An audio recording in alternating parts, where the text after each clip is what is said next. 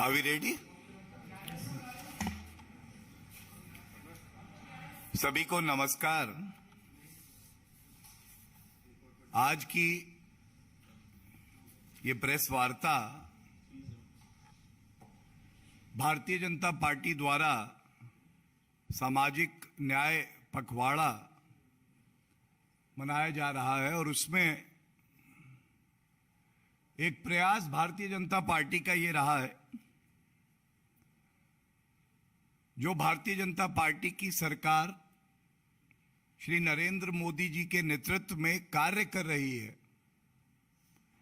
सामाजिक न्याय के लिए, समरसता के लिए, समानता के लिए, और किस तरह से समाज के विभिन्न वर्ग के जो हमारे भाई बहन हैं उनका सशक्तिकरण हो रहा है, वो मुख्य धारा से जुड़ रहे हैं, ये आप सबके समक्ष में रखा जाए। आज का जो विषय है जिस पे मैं आपका ध्यान केंद्रित करूंगा, वो जो शेड्यूल्ड ट्राइब के मेंबर्स हैं, अनुसूचित जनजाति के जो हमारे भाई बहन हैं, उनके लिए जो हमारे प्रयास हैं वो आपके समक्ष मैं रखना चाहूंगा। ये जो प्रेस वार्ता का सिलसिला है ये अपने आप में बड़ा महत्वपूर्ण है। कई बार जो दिन में समाचार आते हैं उस पे हम लोग चर्चा करते हैं, लेकिन अथक परिश्रम और लगन से अपने उद्देश्य को प्राप्त करने के लिए जो सालों साल मेहनत श्री नरेंद्र मोदी जी के नेतृत्व में वो स्वयं, सभी मंत्रीगण, भारतीय जनता पार्टी एक राजनीतिक दल होने के नाते करता है, उसको हम लोग कहीं ना कहीं आपके समक्ष नहीं रख पाते हैं, और उसको हम और बेहतर तरीके से रख सकें, ये हमारा प्रयास है। ये कहने में सुख की अनुभूति होती है कि वाकई पिछले 8 वर्ष में श्री नरेंद्र मोदी जी से पहले जो सरकारें रहीं, खासकर विपक्ष की, उन्होंने कभी भी समाज में जो अनुसूचित जाति के हमारे भाई बहन हैं, पिछड़ा वर्ग के लोग हैं, उनकी अनदेखी करी। कल डॉक्टर B.R. अंबेडकर जी की जयंती भी थी, जो उनका मुख्य उद्देश्य था वो हमारे संविधान की उद्देशिका में जो आता है, and it starts with the words we the people, and it talks about justice, social, economic and political, liberty of thought, expression, belief, faith and worship, and equality of status and opportunity. सही मायनों में यह कहना अतिशयोक्ति नहीं होगी, जो कार्य लटके हुए थे, अटके हुए थे, उन कार्यों को एक तरफ 55 साल जो विपक्ष की सत्ता रही उसे, और जो हमारी सत्ता रही खासकर 8 वर्ष पिछले, तो 8 वर्षों में ज्यादा कार्य हुआ जो आपके समक्ष मैं रखूंगा। सबसे पहले शुरुआत हुई भागीदारी से।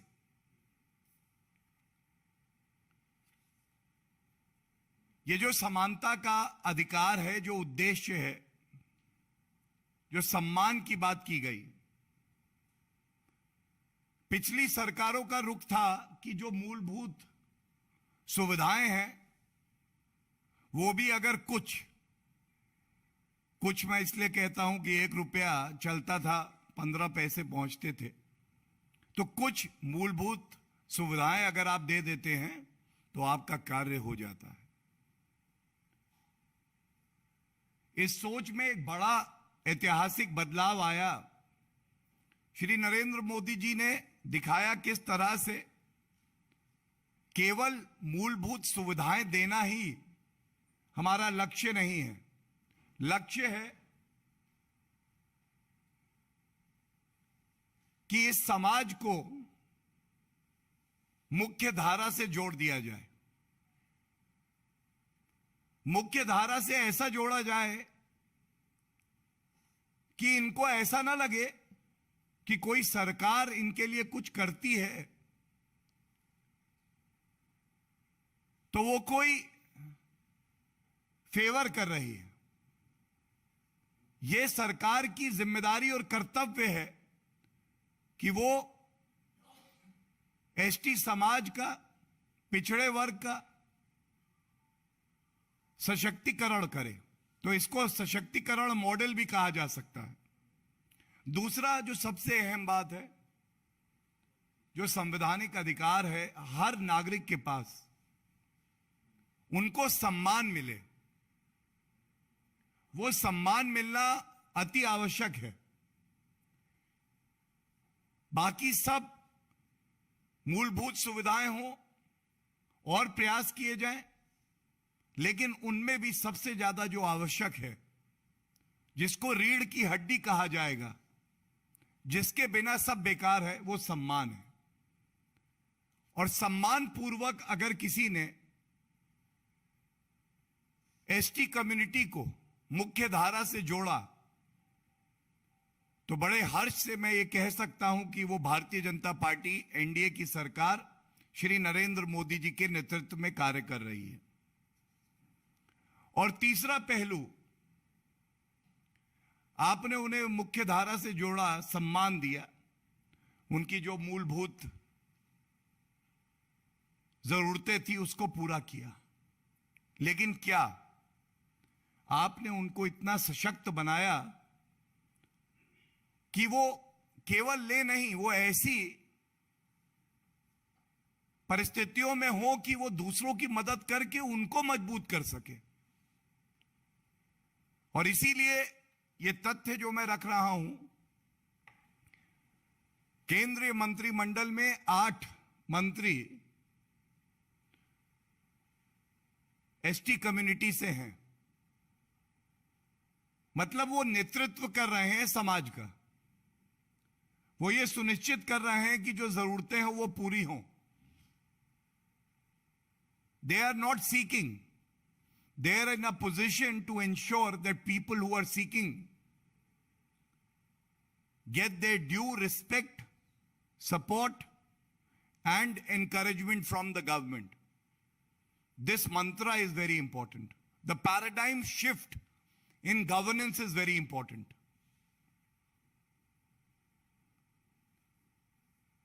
अब मैं आपके समक्ष पहले कुछ योजनाएं केंद्र सरकार की रखूंगा, जिन्होंने चाहे अनुसूचित जनजाति के सदस्य हों, चाहे दलित हों, पिछड़ा वर्ग के हों, चाहे महिलाएं हों, कैसे उनका जीवन परिवर्तित किया है बेहतरी के लिए। स्टैंड अप इंडिया, हमारे आदरणीय प्रधानमंत्री जी की दूरदर्शिता थी। उन्होंने स्टैंड अप इंडिया कहा और वाकई ये कहते हुए गर्व होता है कि अपनी टांगों पे सम्मानपूर्वक आज, चाहे वो एसटी कम्युनिटी हो, चाहे एससी कम्युनिटी हो, चाहे महिलाएं हों, उनको ऋण की योजना की पहल करी और वो बहुत सफल रही। उसके बाद शिक्षा के अवसर एसटी एससी कम्युनिटी के हमारे जो बच्चे हैं, भारतीय जनता पार्टी में जब श्री नरेंद्र मोदी जी प्रधानमंत्री बने, पहले बजट में ही 1100 करोड़ का प्रावधान किया गया। 2021 में यह 1100 करोड़ से बढ़ के 6000 करोड़ हो गया। In the truest sense, the children from the ST and SC community, from job seekers, have been able to become job creators themselves. Their qualities that had to be nurtured and channelized have been channelized through this scheme. The overall budget presented in the year 2022 for the ST community itself was 2.26%. In terms of numbers, 89,265 crores. ये अनुसूचित जनजाति का जो वर्ग है, जो हमारी सोच है, विचारधारा है, संविधान ने जो हमें जिम्मेदारी दी है, उसका पालन करने के लिए ये बजट में प्रावधान किया गया। ये अपने आप में ऐतिहासिक है।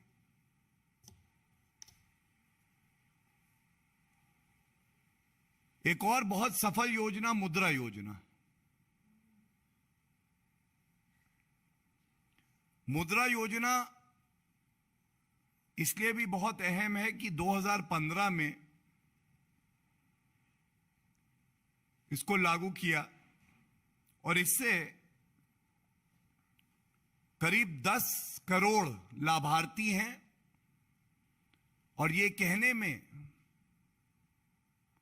मुझे खुशी है कि 50% जो ऋण खाते हैं वो अनुसूचित जनजाति, दलित, ओबीसी समाज के जो हमारे भाई बहन हैं उनके लिए, तो उनके जीवन में ये बदलाव का माध्यम बने, रोजगार का ये माध्यम बने।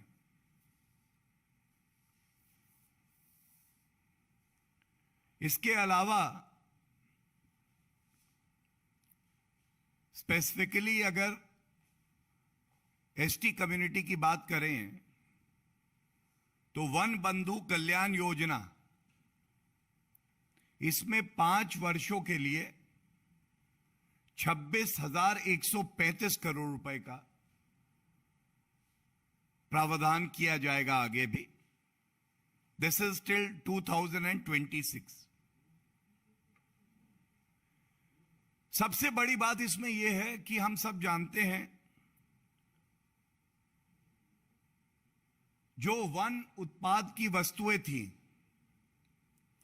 इस पे एमएसपी नहीं होती थी। यह भी एक नई सोच की उपज है कि भारतीय जनता पार्टी के नेतृत्व ने यह सोचा और 23 जो वन उत्पाद की वस्तुएं हैं उसको एमएसपी पे खरीदने की शुरुआत करी गई। यह एक नई पहल। हम सब जानते हैं किस तरह से हमारे भाई बहन जो अनुसूचित जनजाति से आते हैं वो वन में ही रहते हैं और जो वन से निकली वस्तुएं हैं उस पे वो बहुत निर्भर भी करते हैं। इसलिए ये एमएसपी देना वन उत्पाद की वस्तुओं को बहुत ही महत्वपूर्ण एक फैसला था। ये जो अगला बिंदु मैं रख रहा हूं आपके समक्ष, ये भी एक ऐसी पहल है जो दर्शाता है कि आदरणीय प्रधानमंत्री श्री नरेंद्र मोदी जी शिक्षा को कितना महत्व देते हैं। एकलव्य मॉडल स्कूल, इस पे खासकर जोर दिया गया और इस योजना के तहत 452 नए विद्यालय बनाए जाएंगे, 211 का नवीनीकरण होगा अगले 5 साल में और 15 सेंटर्स बनाए जाएंगे, सेंटर्स ऑफ एक्सीलेंस, उत्कृष्ट केंद्र, जहां पे इस समाज के जो विद्यार्थी हैं वो केवल शिक्षा प्राप्त करें ये नहीं, वो हर क्षेत्र में उत्कृष्ट हों। They lead from the front, they excel in the field. 452 new and 211 which would be modernized, and 15 centers of excellence. This is for the next 5 years, and the cost that will be incurred on this very ambitious, far-sighted project would be 28,920 crores. This again reaffirms the commitment that the Bharatiya Janata Party displays towards the ST community.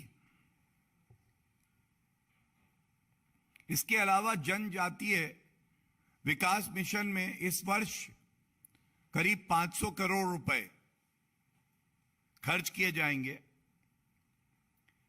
आत्मनिर्भर भारत अभियान की ट्राइफेड योजना में 5 साल में 1612 करोड़ रुपए।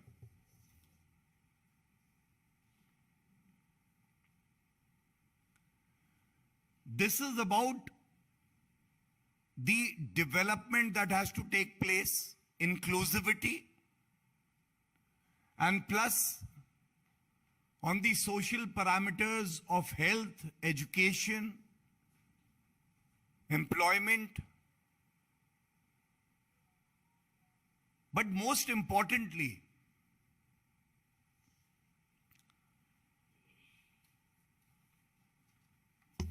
ये भी देखा गया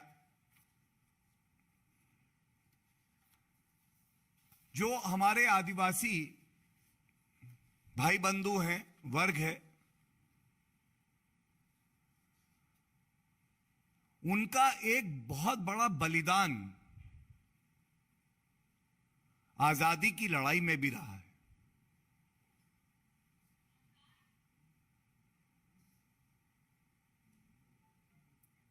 उनके योगदान को, उनके बलिदान को जिस तरह से भारत के नागरिकों को बताना चाहिए था पिछली सरकारों द्वारा, कहीं ना कहीं उसकी अनदेखी की गई। And it is a matter of satisfaction for all of us that the contribution, the sacrifices of the freedom fighters from the ST community are being recognized now, because it was long due. But just because it was long due doesn't mean it will be recognized until unless there will be a visionary leader like Narendra Modi ji who would ensure that during the Amrit Mahotsav that we are celebrating, there would be specifically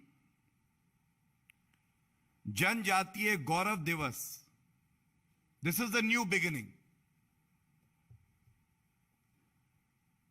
When we celebrate our freedom, we must also celebrate and acknowledge the sacrifices of all members of the ST community, especially the freedom fighters.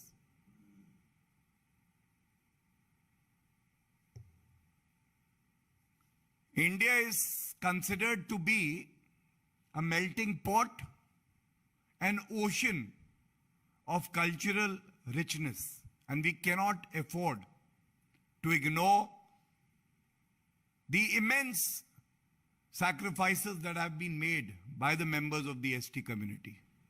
Keeping that in mind, एक और बड़ा अहम फैसला लिया गया। यह अहम फैसला है कि हर साल अब 15 नवंबर को भगवान बिरसा मुंडा जी की जयंती मनाई जाएगी।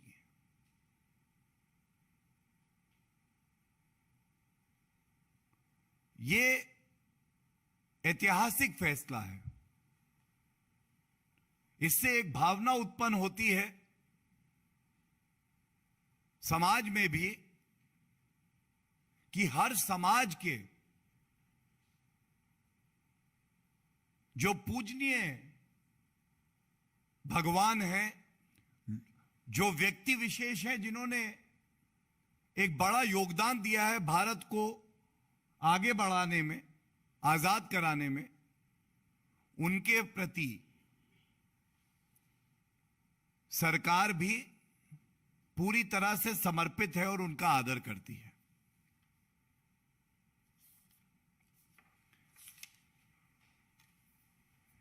इसके साथ ही प्रधानमंत्री आदर्श ग्राम योजना के तहत आदिवासी बाहुल्य 36,428 गांवों को आदर्श ग्राम के रूप में विकसित किया जा रहा है। इस पर भी करीब 7300 करोड़ रुपए खर्च किए जा रहे हैं।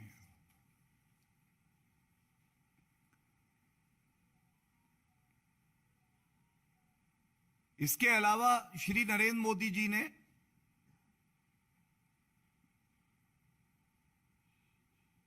(2018) में एस्पिरेशनल डिस्ट्रिक्ट्स प्रोग्राम की शुरुआत की। पूरे देश में 117 जिले बतौर एस्पिरेशनल डिस्ट्रिक्ट चुने गए। इसमें से कई आदिवासी बाहुल्य भी हैं और इस स्कीम के तहत health and nutrition, education, agriculture and water resources, financial inclusion and heavy development और बेसिक इंफ्रास्ट्रक्चर आदि पर ध्यान देकर लोगों के जीवन स्तर को बेहतर बनाया जाए, यह सुनिश्चित किया जा रहा है। एक और प्रमुख जो शुरुआत की गई है वो है सार्वजनिक खरीद नीति के तहत जितने केंद्रीय मंत्रालय, विभाग और सार्वजनिक क्षेत्र उद्यम हैं, उनको भी अपनी कुल वार्षिक खरीद में 4% एसटी उद्यमियों से और एससी से लेना होगा, यह निर्धारित किया गया, जिससे जो खरीद सरकार करती है या पीएसयूज करते हैं उसका लाभ भी एसटी कम्युनिटी तक पहुंचे। यह एक बहुत बड़ा फैसला है। इसके अलावा अभी जब आदरणीय प्रधानमंत्री जी ने परीक्षा पर चर्चा करी, उसमें एकलव्य मॉडल आवासीय स्कूलों के 75,000 से अधिक छात्रों और लगभग 350 शिक्षकों से बातचीत हुई और उन्होंने भाग लिया। This goes a very long way to establish a direct connect with the Honorable Prime Minister. Today, a student from any community, and particularly so because I'm speaking on the issue of the development of the ST community, They can directly connect with the Prime Minister of the country. They can share their problems, their views, their vision. The future Prime Minister is interacting with the current Prime Minister of the country. That is the power of real democracy. वो बच्चा जो प्रधानमंत्री जी से सवाल पूछ रहा है, वो अपने आंखों में एक सपना देखता है कि आगे चल के मुझे भी देश की सेवा करनी। वो प्रधानमंत्री जी में आदर्श तो ढूंढता है, लेकिन वो ये भी देखता है कि प्रधानमंत्री जी पिता तुल्य हैं, मेरे मन में कोई सवाल है तो वो उसका उत्तर देंगे, मेरी कोई कठिनाई है तो उसको दूर करने का बीड़ा भी किसी ने उठाया है तो प्रधानमंत्री जी और सरकार ने उठाया है। ये एक बहुत बड़ा संदेश है, ये बदलाव है जो सरकार लाई है। इसके बाद मैं अंत करूंगा यही कह के कि और भी कई ऐसे बड़े प्रयास हैं जो करे गए हैं सरकार द्वारा, और हमारी ये कोशिश रहेगी कि ये सारी योजनाएं, सारे प्रयास ये आपके साथ बांटे जाएं। जो मुख्य बिंदु थे मैंने आपके समक्ष रखे, और अंत इसी बात को कह के करूंगा। हमारे प्रधानमंत्री जी ने जब मूल मंत्र दिया सबका साथ सबका विकास, सबका विश्वास सबका प्रयास, वो केवल शब्दों तक नहीं रहा, उसको जमीन पर किस तरह से उतारा है। हर समाज के जो हमारे भाई बहन हैं उनके सपनों को कैसे पूरा किया जाए, उस रास्ते पे भारत बड़ी मजबूती से अग्रसर है। और हमें विश्वास है the best of India will be seen in the coming years. India is leading from the front and will become a beacon of light, inspiration for the entire globe. Thank you. अगर इस विषय पे कोई सवाल हो तो मैं चाहूंगा मेरे साथी बंधु जिन्होंने बड़े ध्यान से धैर्य से मुझे सुना वो पूछ सकते हैं।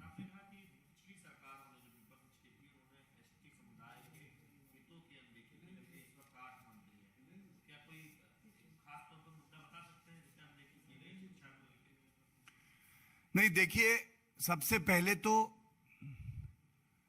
मैंने बताया भगवान बिरसा मुंडा जी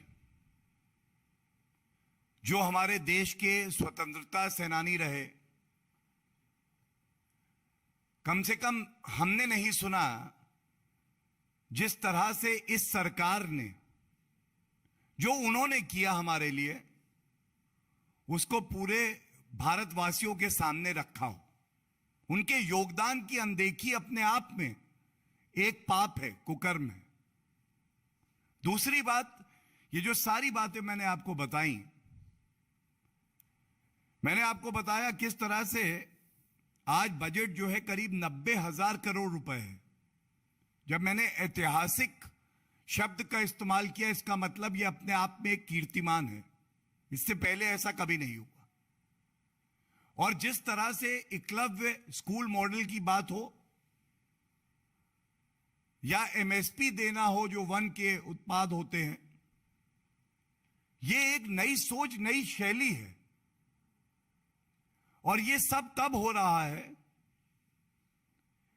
कि जो उनका है उनके लिए समर्पित है, इसमें भ्रष्टाचार नहीं है।